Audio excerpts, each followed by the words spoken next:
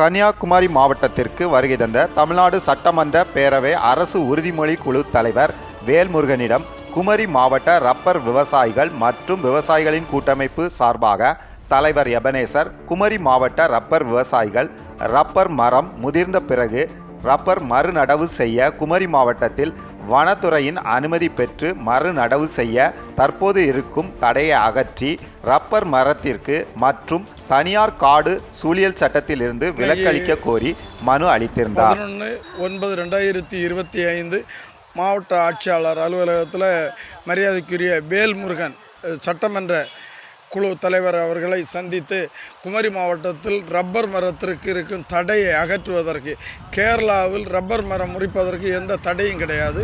எனவே நான் பல்வேறு நேரங்களில் தமிழகத்தினுடைய மந்திரி மரியாதைக்குரிய பொன்முடி அவர்களை சந்தித்தாச்சு.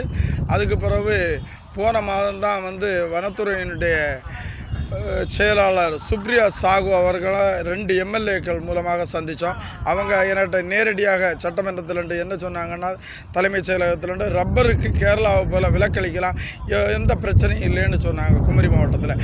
ஆனால் இங்கே அந்த மனுவை பரிசீலனை செய்வதற்காக குமரி மாவட்டத்திற்கு அனுப்பிய போது அவர்கள் எனக்கு தந்திருக்கின்ற பதில், இது அரசு கொள்கை முடிவு, எனவே இது அரசு தான் முடிவெடுக்க வேண்டும் என்று பதில் மனு தந்திருக்காங்க. எனவே மீண்டும் இன்றைய தினம் அவங்கள்ட்ட ரப்பருக்கு விலக்களிப்பதற்கு எந்த தடையும் இல்லை, இதை மீண்டும் எங்களுடைய தமிழக முதலமைச்சருடைய கருணையோடு எடுத்து கூறி எங்களுக்கு ரப்பர் விவசாயிகளுக்கு இதிலிருந்து விலக்களிக்க கேட்டுக்கொண்டு ஒரு மனு கொடுத்திருக்கேன். விலக்கு அளிப்பார் என்று நான் 100 விழுக்காடு நம்புகின்றேன். இன்னைக்கு கொடுத்தது வேல்முருகன் அவங்கள்ட்ட குறைகள் தீர்க்கக்கூடிய நபர் என்று சொல்லி நான் இந்த எண்ணத்தோடு இது 2026 தேர்தலுக்கு இந்த அரசுக்கு உதவியாக இருக்குது. ஏன்னா 3 லட்சம் பேர் இந்த விவசாயத்தை, அது சீட்டானாலும் சரி, ரப்பர் ஆனாலும் சரி, விறகானாலும் சரி, இது நிலக்கரிக்கு ஈடாக பயன்படக்கூடியது இந்த ரப்பர் மரமானது. இதை யாருமே கண்டுகொள்ளவில்லை. இந்த குமரி மாவட்டத்தில் 3 லட்சம் பேருக்கு மேல் இந்த விவசாயம் செய்துட்ருக்காங்க. 100 ரப்பர்லேருந்து 1000 ரப்பர், 2000 ரப்பர். இதை முறிப்பதற்கு காமராஜருடைய காலத்தில் ஏழ்மையை கண்ட இதை செய்தது. ஆனால் இப்போ அதை முறிப்பதற்கு அரசுகிட்ட தான் கேட்கணும்னு சொல்லியாங்க. ஆனால் வனத்தில் இருக்கக்கூடிய ரப்பரை முறிப்பதற்கு எந்த தடையும் கிடையாது.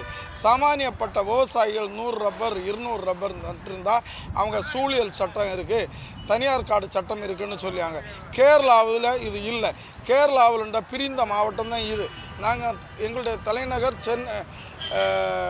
கேரளாவில் பிரியாட்டம் 50 கிலோமீட்டருக்குள்ளே தான் இருக்குது திருவனந்தபுரம்.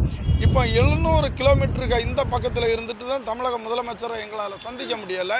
எங்கள் மனுக்களை 2 சட்டமன்ற உறுப்பினர்கள் மூலமாக வனத்துறையினுடைய செயலாளர் மரியாதைக்குரிய சுப்ரியா சாகு அவங்கள சந்தித்து அவங்க தெளிவாக சொன்னாங்க, ரப்பருக்கு கட்டாயமாக விலக்களிக்கலான்னு சொன்னாங்க.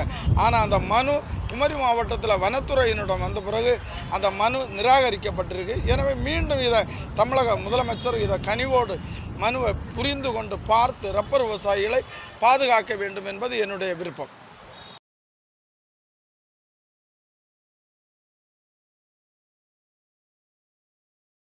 உங்கள் தொழில் சிறக்கவும் தொழில் நிறுவனங்களின் விவரங்கள் மக்களிடம் கொண்டு செல்ல கஜா டிவி நம்ம ஊர் வணிக தகவல் நிகழ்ச்சியில் விளம்பர தொடர்புக்கு 9659520537. மக்கள் நலனுக்காக சேவையாற்றி வரும் கஜா டிவி தொடர்ந்து சேவையாற்ற லேப்டாப் மடிக்கணினி நன்கொடையாக வழங்கலாம்.